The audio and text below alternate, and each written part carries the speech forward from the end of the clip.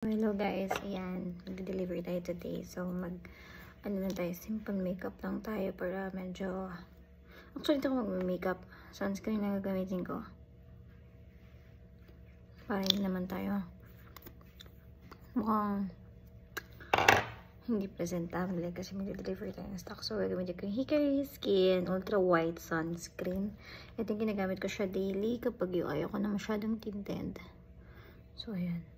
Kahit kano kadami yan, para gusto ko lang glowing lang yung face ko. Pag gusto nyo lang glowing na face, ito yung kukunin nyo talaga. Okay. Ayan. Pag medyo ano lang dito, downside lang ng konti talaga dito is yung ano niya, yung parang amoy. Okay.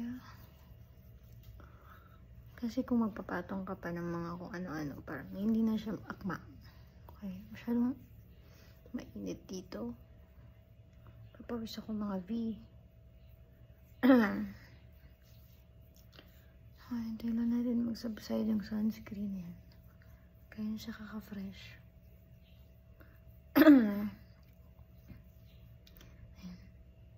Kung gusto niyo ng glowing na skin na yan, perfect na perfect. Itong Hikari Skin Essentials Ultra White Sunscreen. Okay, wait lang natin kasi papatungan ko pa yan ng matte na tinted. O, diba parang hindi ako nag-makeup.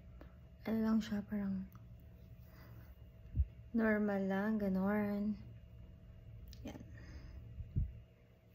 Okay. Ayan. Tsama ano pa eh.